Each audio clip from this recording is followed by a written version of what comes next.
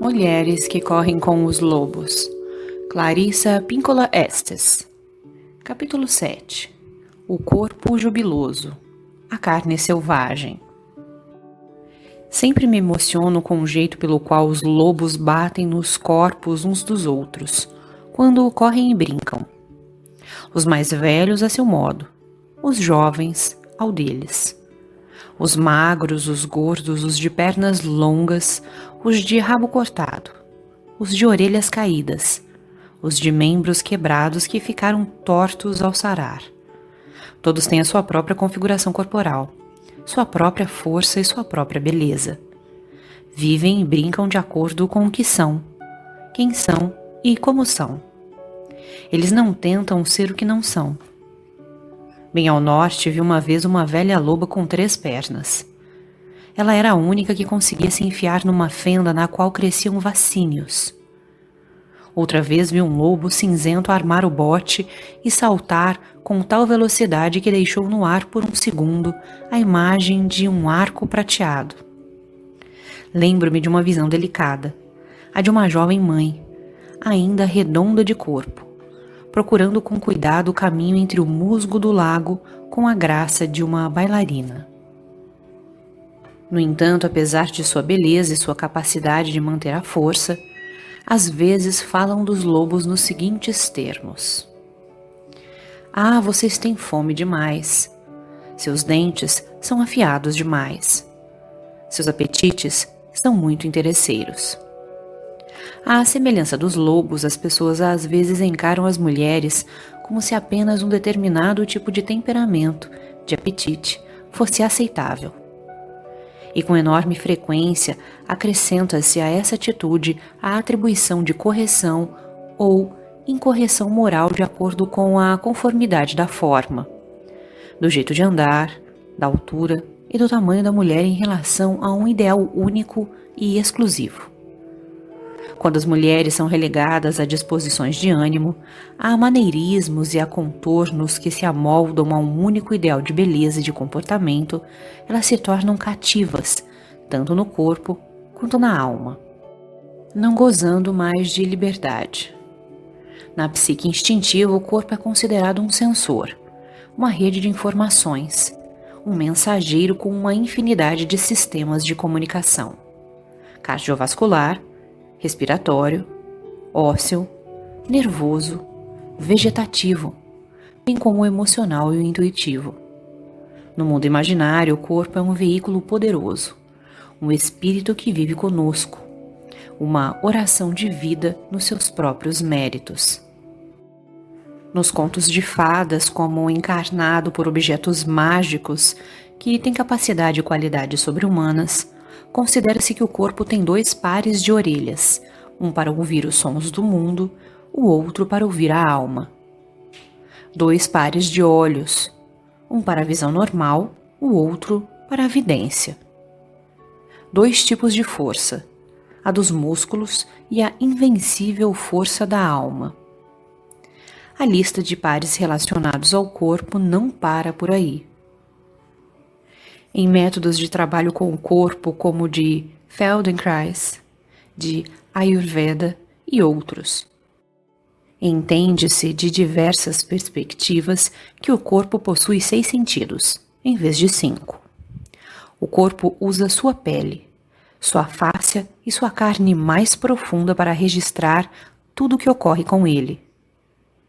Como a pedra de Roseta, para aqueles que sabem decifrá-lo, o corpo é um registro vivo de vida transmitida, de vida levada, de esperança de vida e de cura. Seu valor está na sua capacidade expressiva para registrar reações imediatas, para ter sentimentos profundos, para pressentir. O corpo é um ser multilingüe.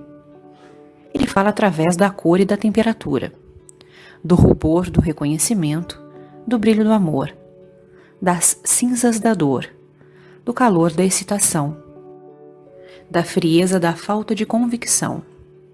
Ele fala através do seu bailado ínfimo e constante, às vezes oscilante, às vezes agitado, às vezes trêmulo.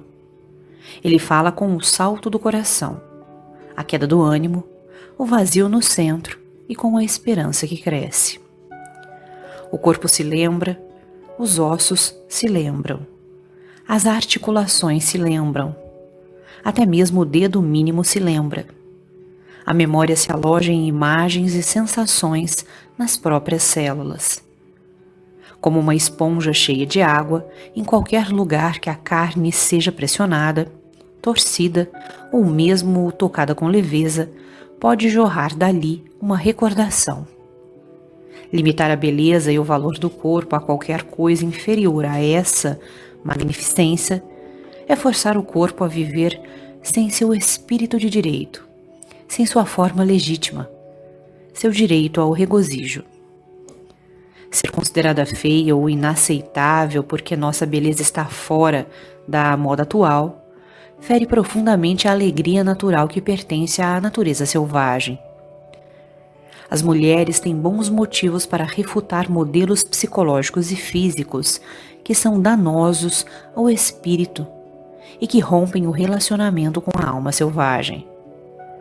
E claro que a natureza instintiva das mulheres valoriza o corpo e o espírito muito mais por sua capacidade de vitalidade, sensibilidade e resistência do que por qualquer avaliação da aparência. Esse ponto de vista não pretende descartar aquilo que seja considerado belo por qualquer segmento da cultura, mas sim traçar um círculo mais amplo que inclua todas as formas de beleza, forma e função. A fala do corpo. Minha amiga Upalanga, uma griote contadora de histórias afro-americana, e eu costumamos contar em conjunto uma história chamada A Fala do Corpo, que trata da descoberta de bênçãos ancestrais dos nossos parentes. Upalanga é muito alta, como um teixo, e esbelta como ele. Já minha estrutura é mais próxima do chão, com um corpo exuberante. Além de ser alvo de deboche por ser alta, Upalanga, quando criança, ainda tinha de ouvir que seus dentes incisivos separados eram um sinal dela ser mentirosa. Já a mim diziam que o tamanho e o formato do meu corpo eram indícios de um ser inferior desprovido de autocontrole. Enquanto estamos contando juntas nossas histórias sobre o corpo, Upalanga e eu falamos dos golpes e flechadas que recebemos durante a vida inteira, porque, de acordo com os outros, com letra maiúscula, aos nossos corpos faltava algo ou sobrava algo. Na nossa apresentação, cantamos um lamento pelos corpos que não nos foi permitido usufruir. Dançamos, nos balançamos e olhamos uma para a outra.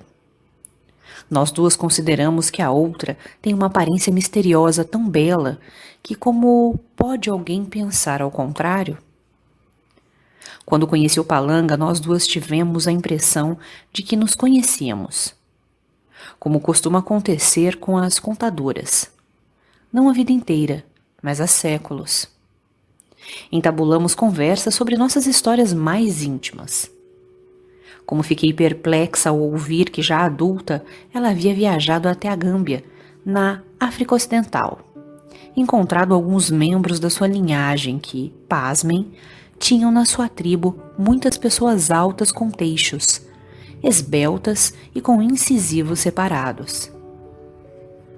Explicaram-lhe que essa separação se chamava Sakaya Yala, que quer dizer abertura de Deus, e era interpretada como um sinal de sabedoria.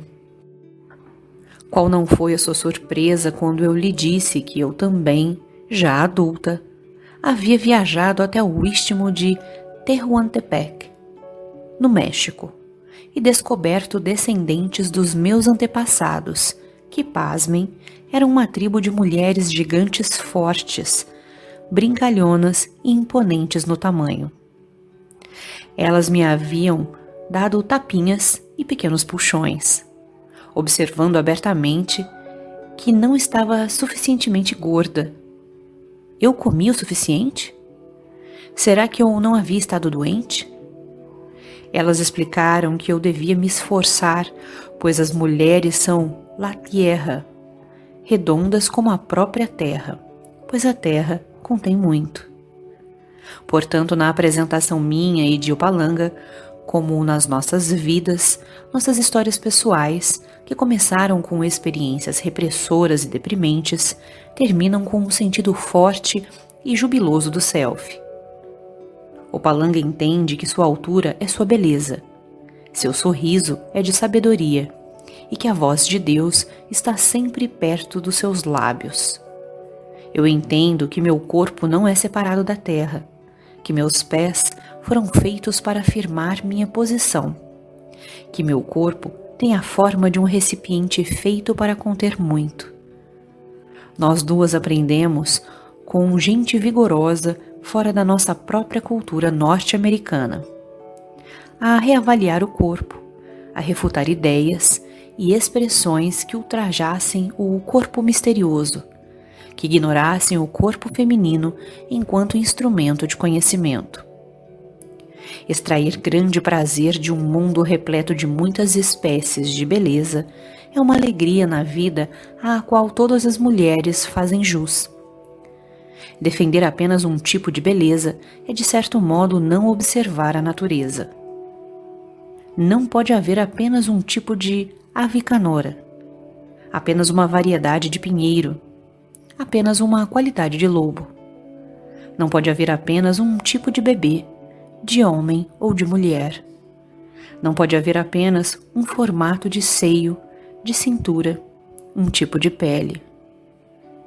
Minhas experiências com mulheres avantajadas no México fizeram com que eu questionasse todo o conjunto de premissas analíticas relacionadas aos diversos tamanhos, formatos e especialmente pesos das mulheres.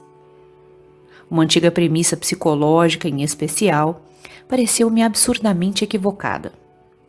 A ideia de que todas as mulheres avantajadas têm fome de alguma coisa, de que dentro delas existe uma pessoa magra que grita para sair.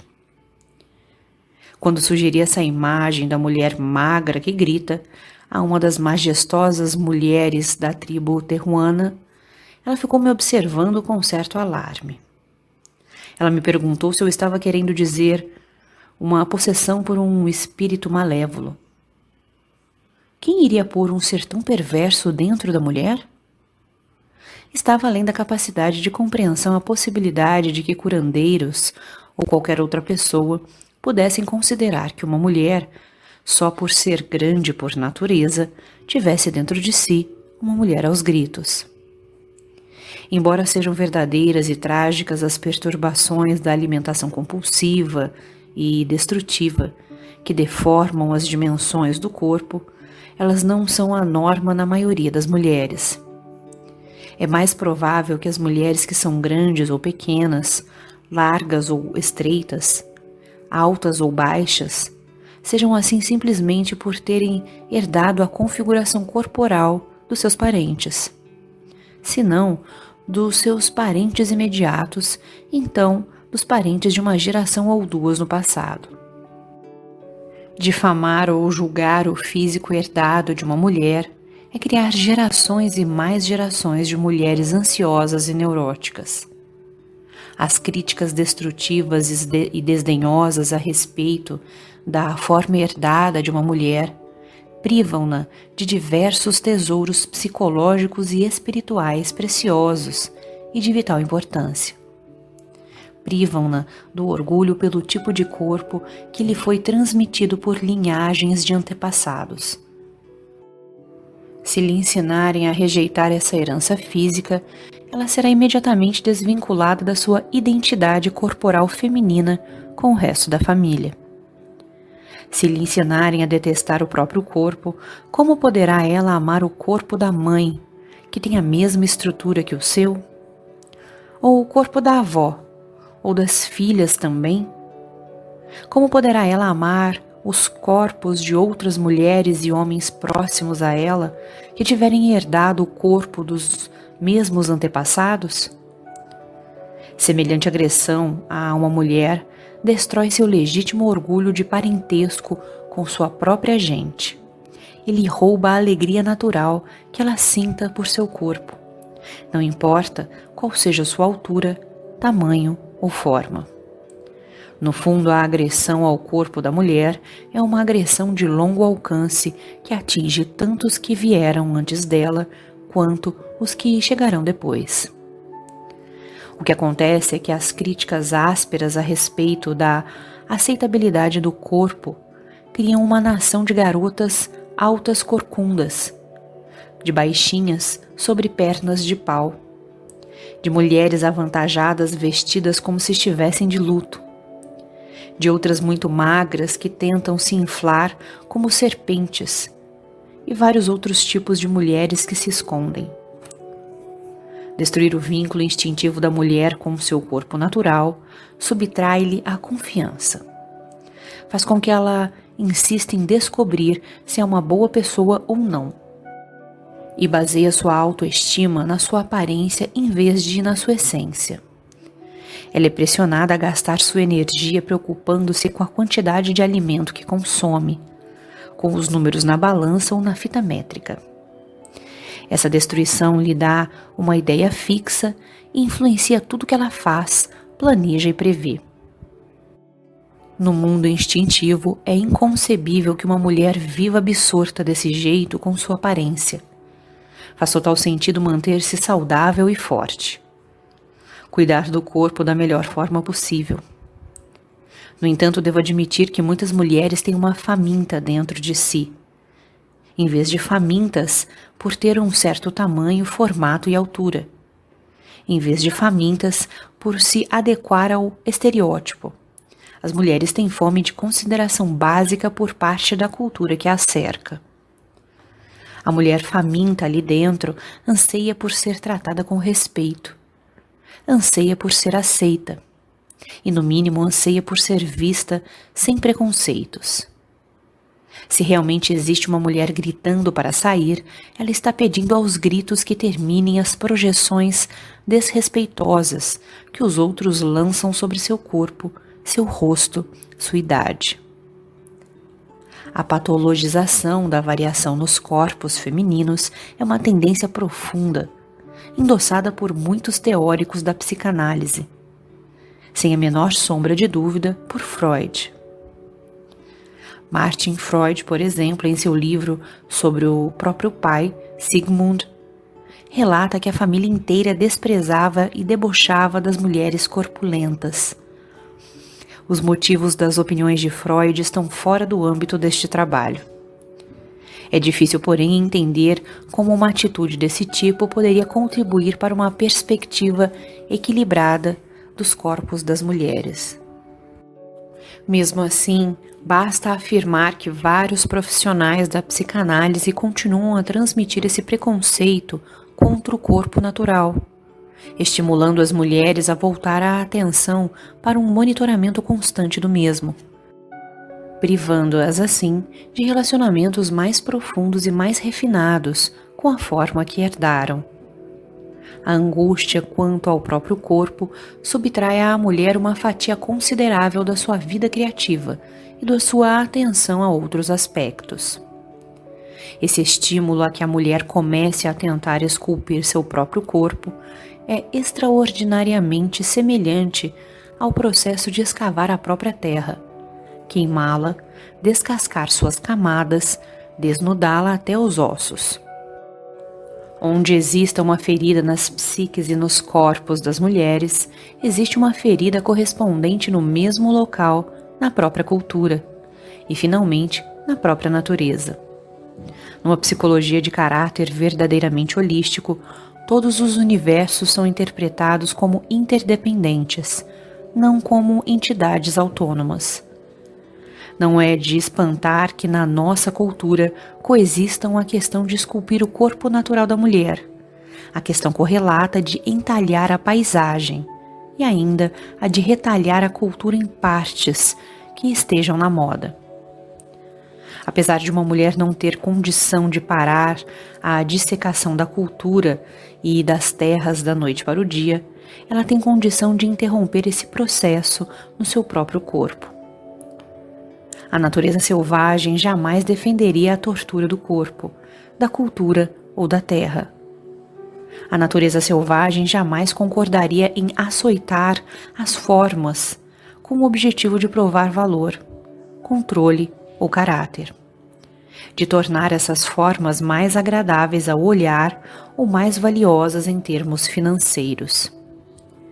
Uma mulher não pode tornar a cultura mais consciente apenas com a ordem de que se transforme.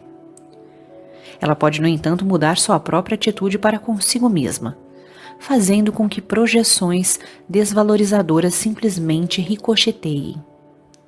Isso ela consegue ao resgatar seu corpo.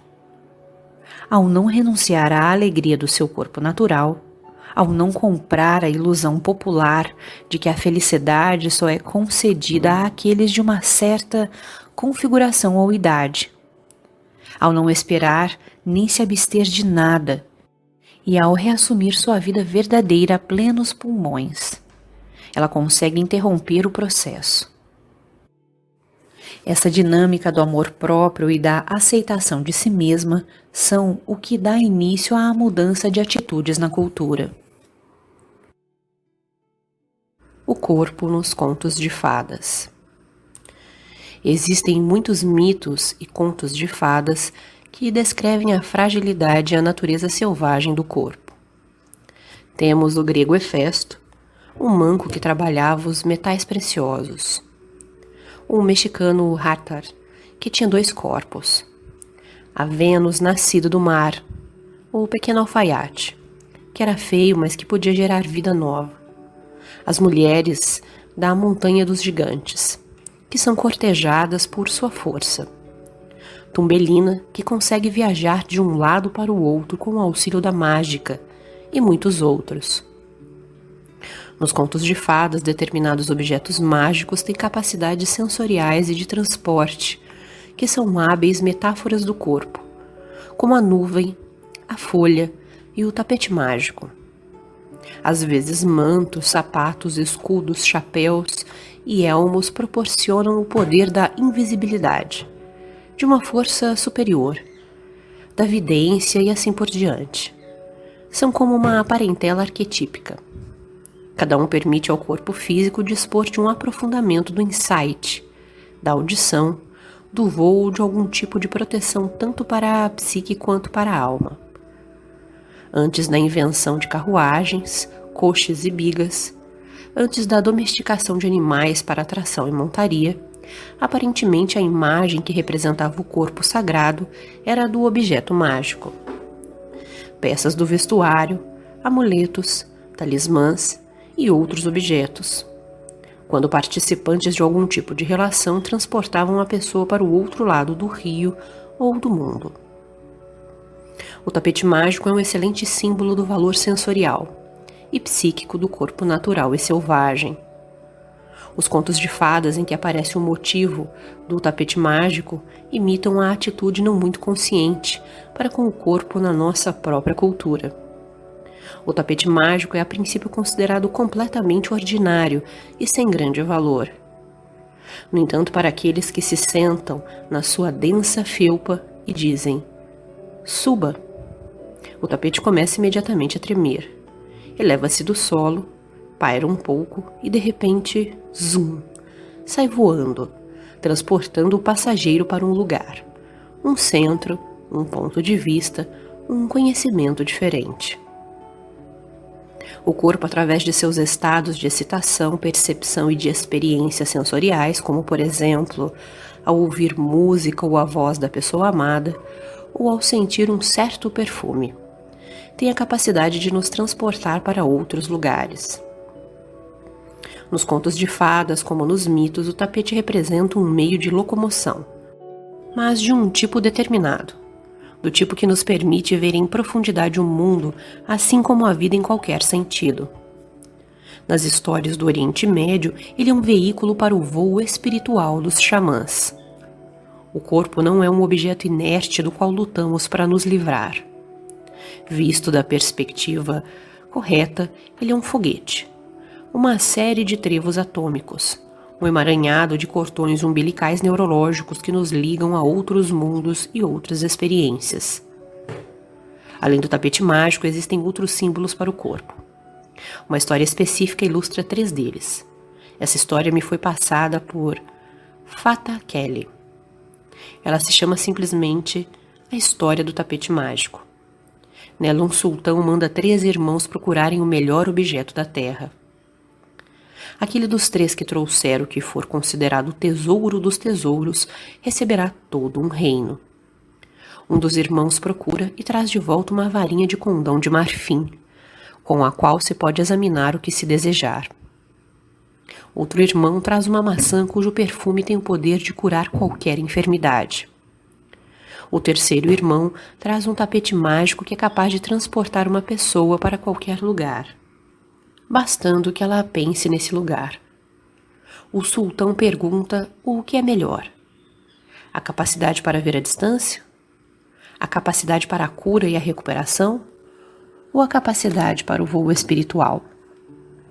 Cada irmão, por sua vez, glorificou o objeto por ele encontrado. O sultão, no entanto, acaba por abanar a mão e proclamar que nenhum deles é melhor do que o outro, pois, sem um deles, os outros não têm nenhum valor. Com isso, o reino é dividido entre os 3 irmãos em partes iguais. Essa história encerra imagens fortes que nos permitem vislumbrar no que consiste uma verdadeira animação do corpo. Essa história, assim como outras semelhantes, descreve o fabuloso potencial da intuição, do insight, da cura sensorial e do êxtase oculto no corpo.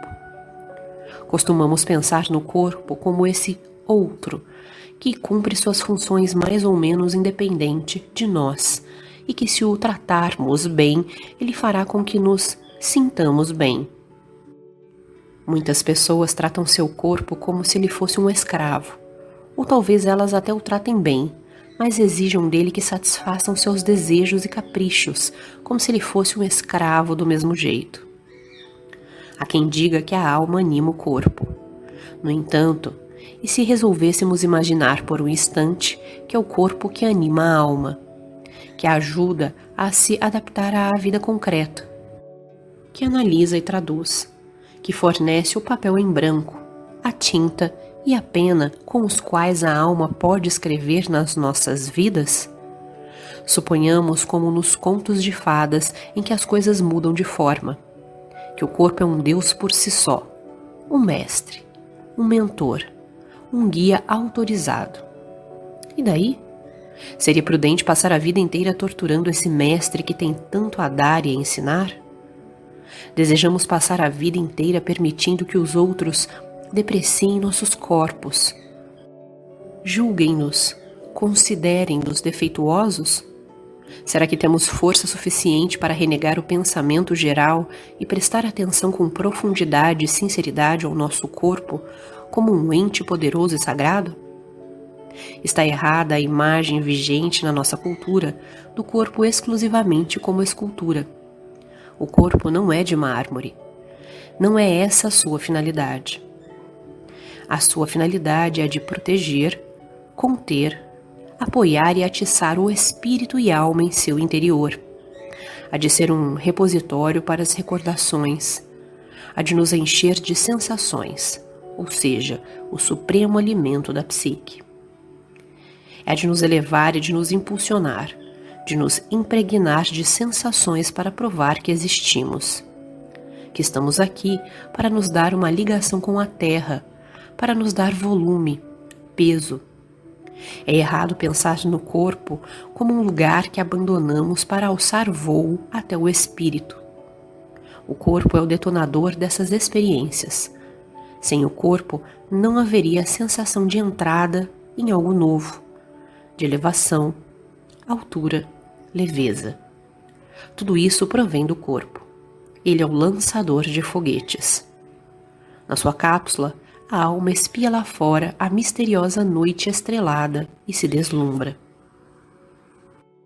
O poder das ancas. O que nos constitui um corpo saudável no mundo instintivo?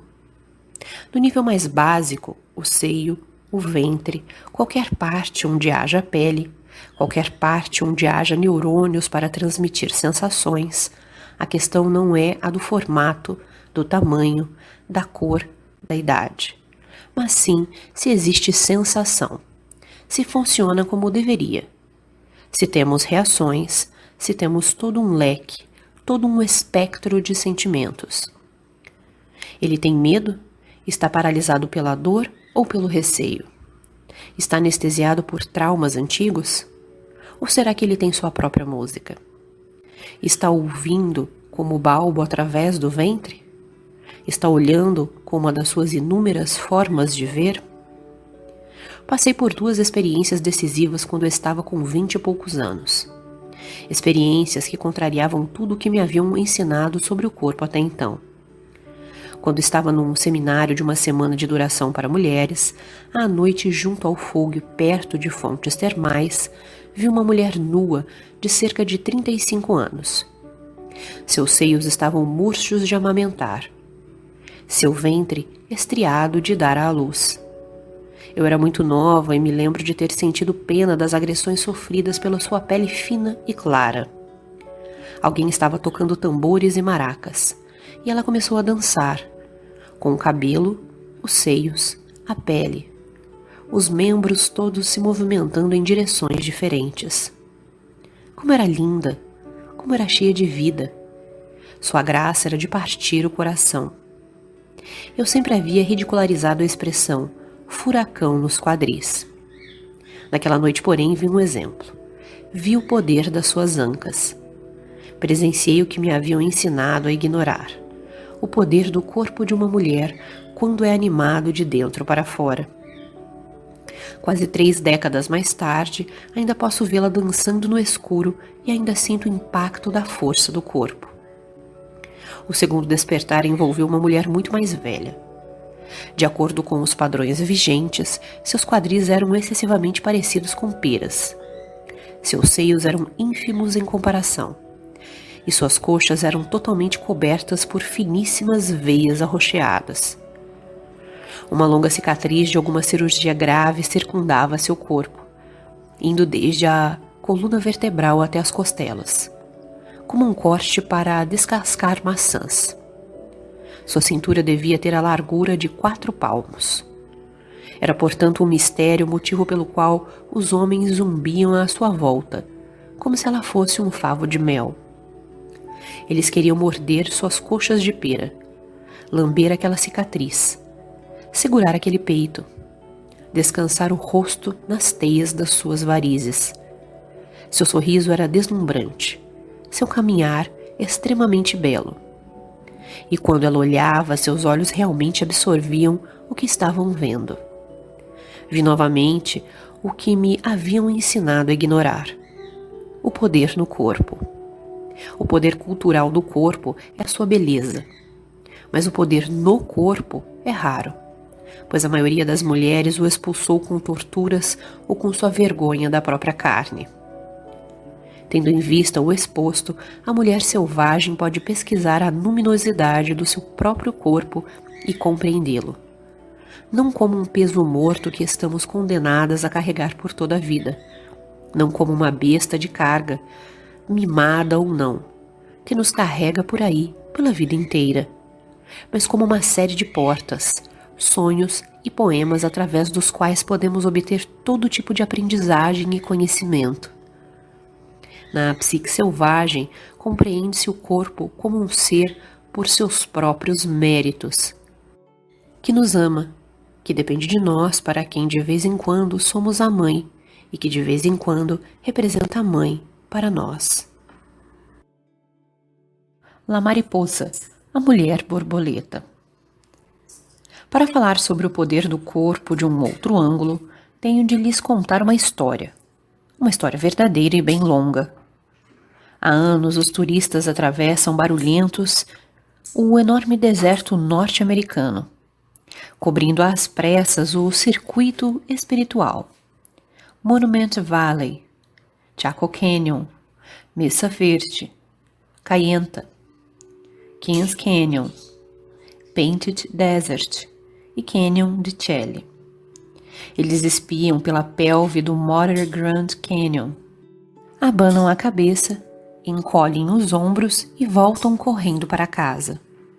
Só para no verão seguinte atravessar de novo o deserto, olhando um pouco mais, espiando, observando um pouco mais.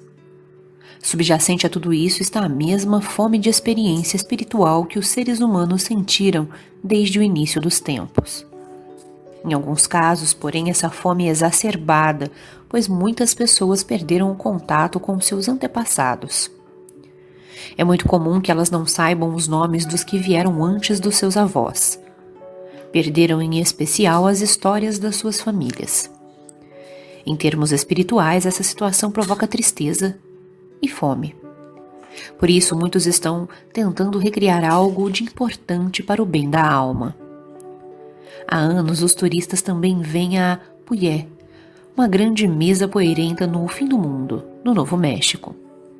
Aqui, os Anasazi, os antigos, costumavam se chamar de uma mesa para outra.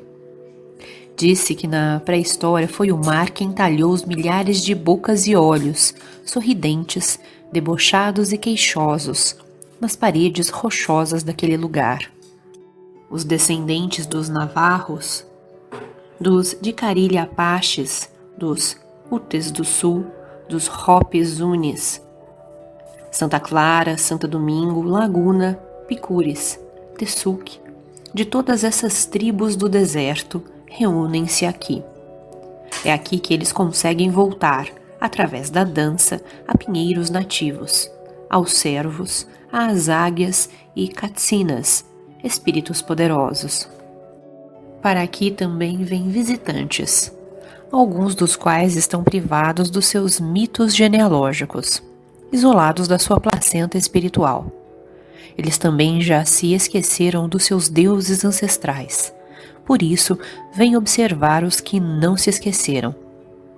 A estrada que sobe até Puyé foi construída para os cascos de cavalos e para os mocassins. Com o tempo, no entanto, os automóveis foram ficando mais potentes, e agora tanto os habitantes do local quanto os turistas chegam em todo tipo de carro, picape, caminhonete e conversível. Os veículos sobem pela estrada, guinchando e soltando fumaça, num desfile lento e empoeirado. Todos estacionam trote-mote, de qualquer jeito, no terreno irregular. Antes do meio-dia, a borda da mesa dá a impressão de um engavetamento de 1000 carros. Há quem estacione bem junto a pés de malva rosa de 1,80 m de altura, pensando que basta afastar os galhos da planta para sair do carro. Só que esses pés de malva rosa são centenários e parecem feitos de ferro. Quem estaciona junto a eles fica preso dentro do carro. Antes mesmo do meio-dia, o sol é uma fornalha acesa. Todos caminham pesadamente com sapatos que queimam os pés, carregando um guarda-chuva caso chova, o que vai acontecer. Uma cadeira de armar de alumínio caso eles se cansem, o que também vai acontecer. E se forem turistas, talvez uma máquina fotográfica, se lhes for permitido, e latinhas de filme penduradas no pescoço, como se fossem fieiras de alho. Os turistas vêm com todo tipo de expectativa, desde as sagradas até as profanas. Vêm ver algo que nem todos conseguirão ver, um exemplo do mais selvagem dentre os selvagens, um espírito vivo, La Mariposa, a mulher borboleta. O último evento é a dança da borboleta. Todos aguardam com imenso prazer a tal dança de uma só pessoa. Ela é apresentada por uma mulher. E que mulher! Quando o sol começa a se pôr, aparece um velho resplandecente no seu traje de cor turquesa, que deve pesar uns 20 quilos. Com os alto-falantes guinchando como um pintinho que detectou um falcão, ele sussurra no microfone de cromo da década de 1930. E nossa próxima atração vai ser a dança da borboleta. Ele se afasta arrastando no chão a bainha dos jeans. Ao contrário de uma apresentação de baile, na qual o número é anunciado, As cortinas se abrem e os bailarinos aparecem, inseguros. Aqui em Puyé, como em outras danças tribais, o anúncio formal da dança pode preceder a aparição da dançarina, em desde 20 minutos a uma eternidade. Onde está ela? Arrumando seu trailer, quem sabe. Aqui são comuns temperaturas superiores a 40 graus centígrados, e são necessários retoques de última hora na maquiagem do corpo, desmanchada pelo suor. Se um cinto da dança que pertenceu ao avô da dançarina se partir no caminho até a arena, ela simplesmente não faria sua apresentação, pois o espírito do cinto precisaria descansar. Os dançarinos também podem se atrasar, porque está tocando uma ótima música na Hora Índia de Tony Lujan, na rádio Taos, KKIT, em homenagem a Kit Carson. Pode acontecer de um dançarino não ter ouvido o alto-falante e precisar ser chamado por mensageiro a pé. E depois é claro que o dançarino precisa falar com todos os parentes no caminho até a arena. E com a maior certeza deve parar para que seus sobrinhos e sobrinhas deem uma boa olhada. Como as criancinhas ficam assombradas de ver um imponente espírito Katsina que desperta a suspeita de se parecer, pelo menos um pouco, com Tio Tomás, ou uma participante da dança do milho que dá a impressão de ser mesmo muito parecida com Tia Yazi.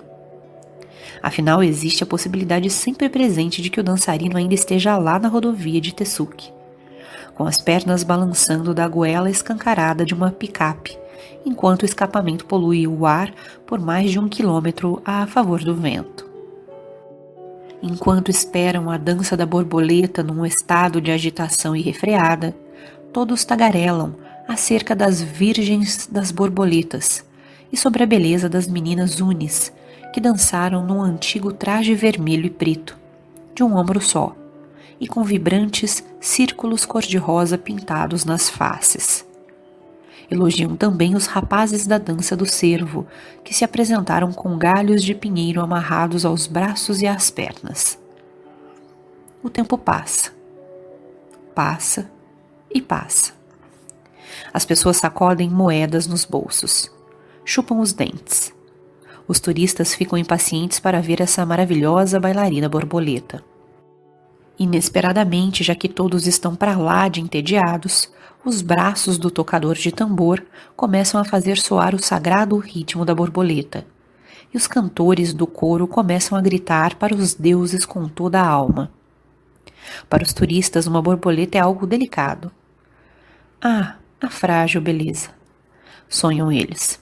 Por isso ficam necessariamente abalados quando surge aos saltos Maria Lujan. E ela é grande, grande mesmo. Como a Vênus de Willendorf, como a mãe dos dias, como a mulher heróica de Diego Rivera, que construiu a cidade do México com um simples voltear do seu pulso. E Maria Lujan é velha, muitíssimo velha, como uma mulher que voltou do pó. Velha como um rio velho, velha como os pinheiros nos pontos mais altos das montanhas. Um dos seus ombros está nu. Sua manta vermelha e preta, um vestido, saco, pula de um lado para o outro com ela dentro. Seu corpo pesado e suas pernas muito finas fazem com que ela lembre uma aranha saltitante envolta numa pamonha. Ela salta num pé só, e depois no outro. Ela abana seu leque de penas por toda a parte. Ela é a borboleta que chegou para dar força aos fracos. Ela é o que a maioria considera não ser forte. A velhice, a borboleta, o feminino. O cabelo da donzela borboleta cai até o chão. Ele é denso como 10 feixes de milho e é de um cinza de pedra. E ela usa asas de borboleta do tipo que se vê nas crianças que fazem o papel de anjos em peças na escola. Seus quadris são como 2 enormes cestas balouçantes, e a parte carnuda do alto das nádegas é larga o suficiente para carregar 2 crianças. Ela salta, salta e salta, não como um coelho, mas em passinhos que ecoam. Estou aqui, aqui, aqui. Estou aqui, aqui, aqui. Acordem, acordem, acordem. Ela abana o leque para cima e para baixo, salpicando a terra e o povo da terra com o espírito polinizador da borboleta. Suas pulseiras de conchas chocalham como cascavéis. Suas ligas providas de sinos produzem o som da chuva. Sua silhueta, com sua grande barriga e pernas pequenas, dança de um lado do círculo para o outro. Seus pés deixam pequenos redemoinhos de poeira. As tribos ficam reverentes, envolvidas.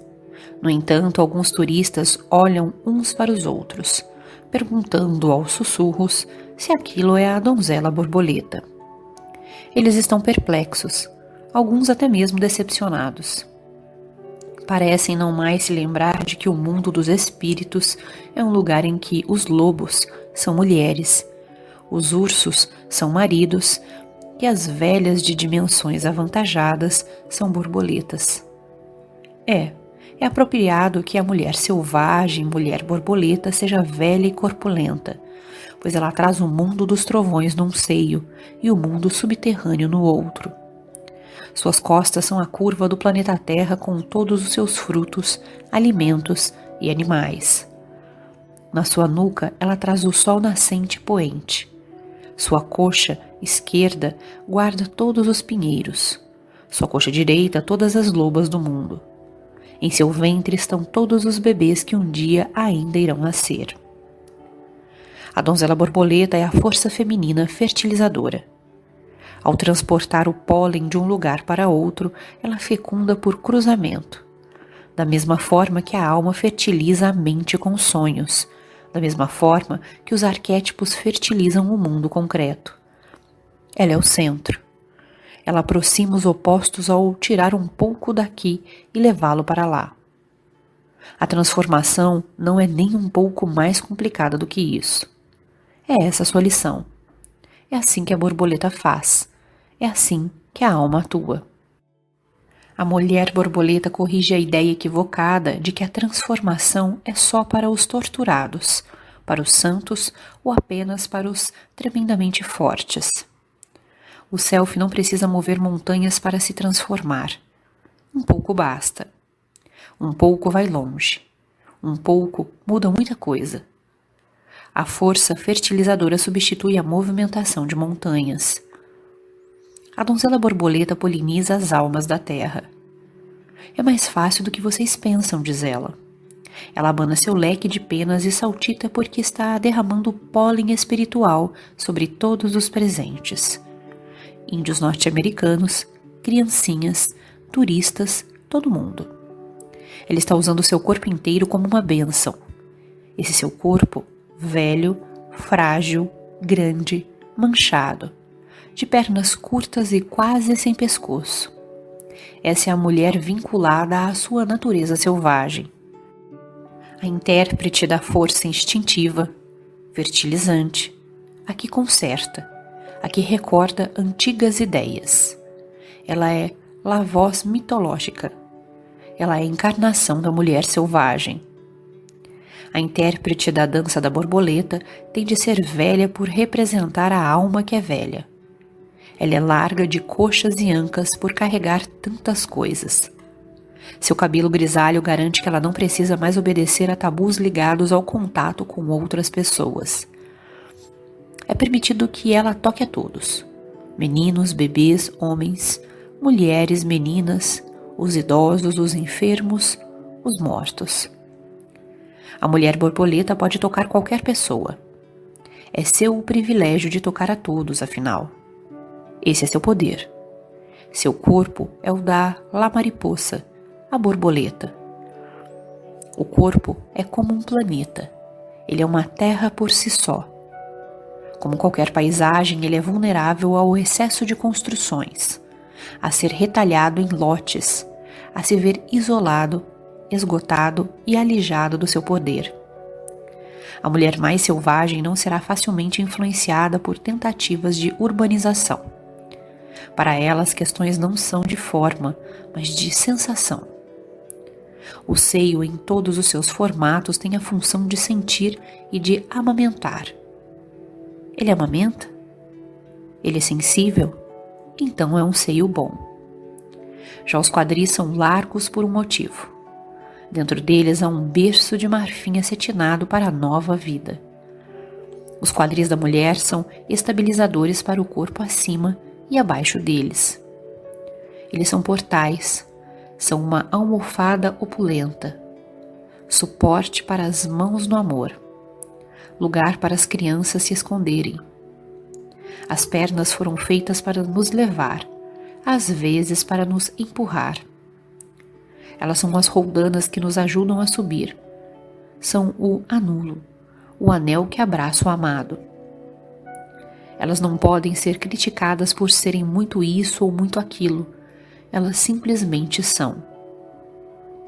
No corpo não existe nada que devesse ser de algum jeito. A questão não está no tamanho, no formato ou na idade, nem mesmo no fato de ter tudo aos pares, pois algumas pessoas não têm. A questão selvagem está em saber se o corpo sente, se ele tem um vínculo adequado com o prazer, com o coração, com a alma, com o mundo selvagem. Ele tem alegria, felicidade? Ele consegue, ao seu modo, se movimentar, dançar, gingar, balançar e investir? É só isso que importa. Quando eu era pequena, levaram-me numa excursão de estudos práticos ao Museu de História Natural de Chicago. Ali vi as esculturas de Malvina Hoffman, dezenas de esculturas em bronze, em tamanho natural, num enorme salão. Ela havia esculpido os corpos, em sua maioria nus, das pessoas do mundo, e sua ótica era selvagem. Ela derramou seu amor na canela fina do caçador, nos longos seios da mãe com 2 filhos crescidos, nos cones de carne no peito da virgem, nos testículos pendentes até o meio das coxas de um velho, no nariz com narinas maiores do que os olhos, no nariz recurvo como o bico de um falcão, no nariz reto como uma aresta. Ela havia se apaixonado por orelhas que pareciam semáforos, orelhas baixas perto do queixo e pequenas como nozes pecãs. Ela havia amado cada cabelo enroscado como um cesto de cobras, cada cabelo ondulado como uma fita que se desenrola ou liso como um capim molhado. Ela sentiu o amor selvagem pelo corpo. Ela compreendia o poder no corpo. Há um verso em Para garotas negras que consideraram o suicídio quando o arco-íris é suficiente, de Ntozake Shange. Na peça, a mulher de roxo fala depois de lutar para lidar com todos os aspectos físicos e psíquicos de si mesma que a cultura ignora ou deprecia. Ela se resume com estas palavras sábias e pacíficas. É isso que eu tenho: poemas, coxas grossas, peito pequeno e tanto amor. É esse o poder do corpo, o nosso poder, o poder da mulher selvagem. Nos mitos e contos de fadas, as divindades e outros espíritos poderosos testam o coração dos seres humanos ao aparecer sob diversas formas que disfarçam sua natureza divina. Aparecem usando mantos, farrapos, faixos de prata ou com os pés enlameados. Aparecem com a pele morena como madeira escura, ou em escamas feitas de pétalas de rosa, como uma frágil criança, como uma velha de um amarelo esverdeado, como um homem que não sabe falar, ou como um animal que sabe. Os grandes poderes estão querendo descobrir se os seres humanos já aprenderam a reconhecer a grandeza da alma em todas as suas variações. A mulher selvagem aparece em muitos tamanhos, formas, cores e condições.